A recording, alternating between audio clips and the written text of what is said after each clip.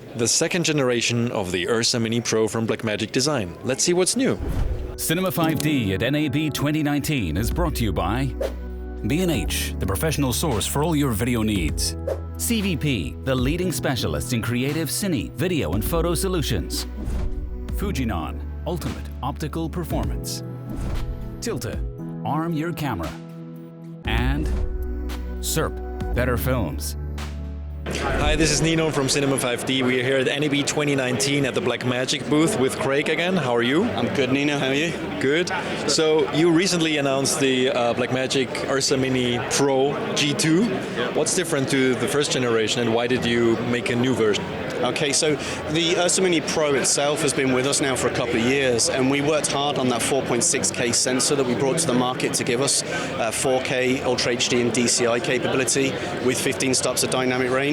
But we've taken the opportunity to improve the camera again in terms of pushing some of the image performance, the image processing, and the color uniformity in the camera. So as you see, it's the same camera body. So if you're used to using the URSA Mini Pro, or you've used URSA Mini products before, you'll be familiar with the layout, the use of the product itself, but importantly, the sensor and the way that we've looked at the image processing is what's changed. So it's the same 4.6K, it's the same 15 stops of dynamic range, but we've improved the performance and the processing of that image and the sensor itself, so it's a faster sensor. So is it the same sensor? It's a different build of the sensor.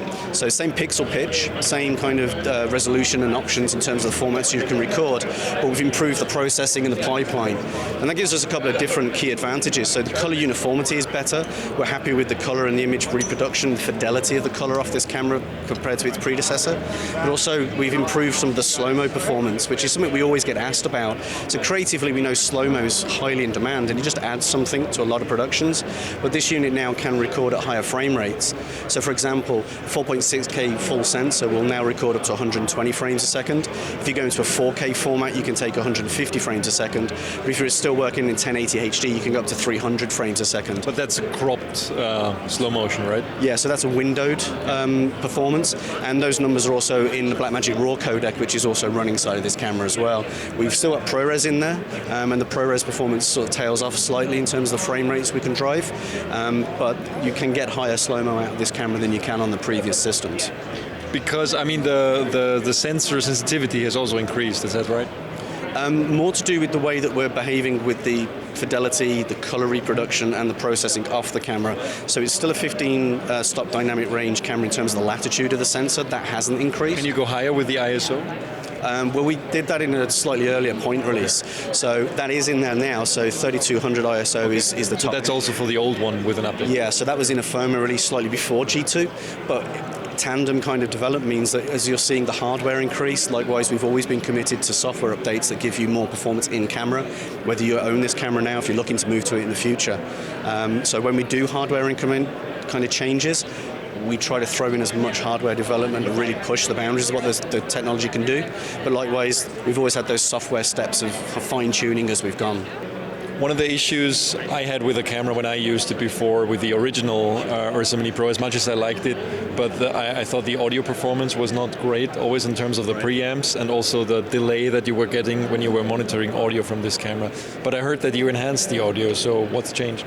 So again, what we've done, as you've seen, maybe going back a few steps in our camera development from the original cinema cameras through to URSA Mini, now URSA Mini Pro, is we've always looked at the audio hardware capability of the product. So it's not just about visuals. You know, there's obviously a lot of attention paid to the dynamic range, the resolution, the performance from a visual point of view, but audio is just as important. You want the fidelity and the quality out of it. So improvements have been made across the gain performance on the inputs that we have for the XLR and the audio in there, and sort of bringing up to speed some of the changes and frustrations customers had with the product to make sure that they're happy with what they're going out and recording.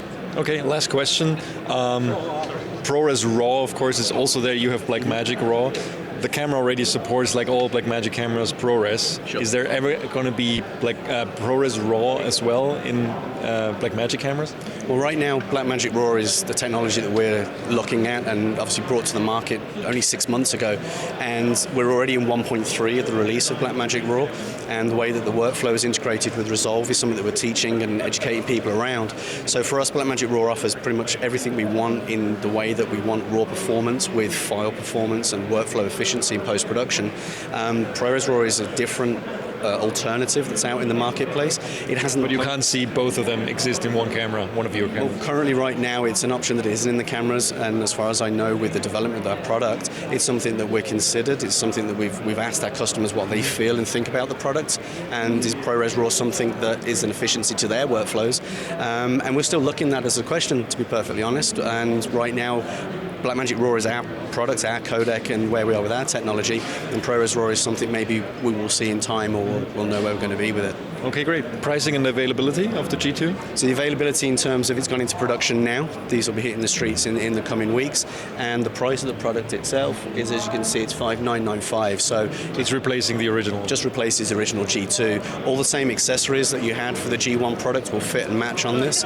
And the product itself just comes along and steps up everybody's capability again on URSA Mini Pro as our leading camera platform.